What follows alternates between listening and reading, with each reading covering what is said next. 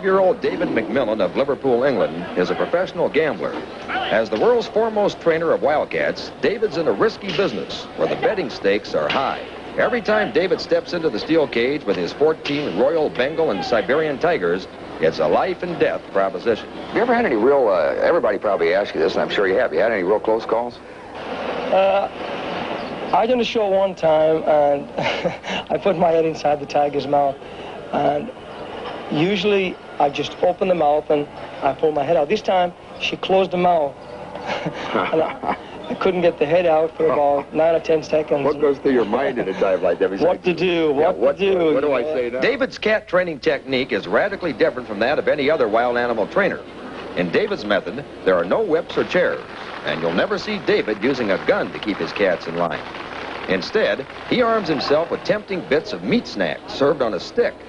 For any cat who does a particularly good performance, David is quick to demonstrate his approval with a tender hug and kiss. Like people, even a 600-pound wild tiger needs affection. Once inside the steel cage, David knows exactly what to do, and so do his cats. Setting fire to an overhead ring, David commands his cats to leap through the blazing circle of flame. And in a remarkable display of animal discipline, David's cats comply, performing a breathtaking jumping sequence which shows the athletic power and grace of these fearless animals. As I watched David take his cats through a whirlwind workout, it was obvious both David and his cats were in prime condition. Over the years, David admits he's taken on certain cat-like characteristics. Both he and his animals, for example, eat but one meal per day. For David, that one evening meal is like his own personal reward for another successful day of survival with his cats. Skip, you've came 3,000 miles. Yeah? How about me buying you dinner this evening? That sounds good. Am I overdressed? Or are you Well, it's overdressed? fine. One of us is. Listen, don't worry about the clothes. All right, your plate. On me, okay? Sounds good All to on me. All right. I know a great place. Promptly at 6 o'clock, David and I strolled into his favorite dining spot. Good evening. As we made our way to our table with a view, I felt a room full of hungry eyes staring at me, as though I were the evening's featured appetizer. Mohan here! Mohan!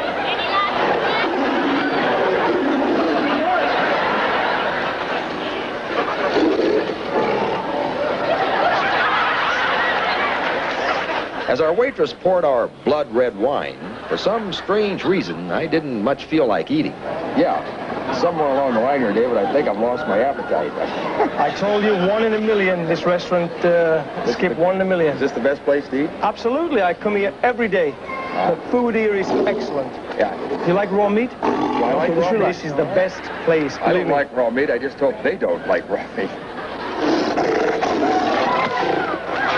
As we drank a toast, I couldn't help but wonder if it would turn out to be a farewell toast. When suddenly, David excused himself from the table, leaving me alone with no way out. You won't be long. All you have to do is sit there, don't move. If you move and don't look at them, whatever you do, never look into a tiger's eye. You're not really I'll be going to back do in this. 5 minutes. Oh.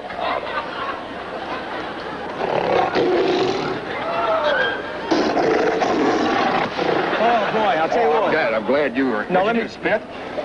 No, let me say one thing. The only thing we don't have here is atmosphere. There's no atmosphere. There's no atmosphere? Music. We need music. Music? I'll conduct the orchestra and you sing, okay? Okay.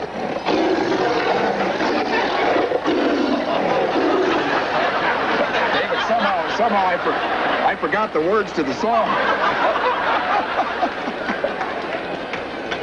Goodbye, Sarah. Valiantly, I forced myself to eat. Given the circumstances, I figured it was either eat or be eaten. Somebody get me out of here. Well, if things already weren't nervous enough, somewhere about the midpoint of our meal, 2 of the tigers decided to leave their places on the pyramid, a bold move that even David had not anticipated. The cats were growing restless. Social etiquette was slowly breaking down. I have a feeling that I really could jump that high. Actually, here. No, nothing's wrong at all.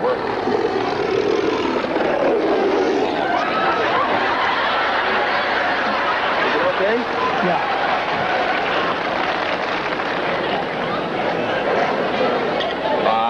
What was that all about?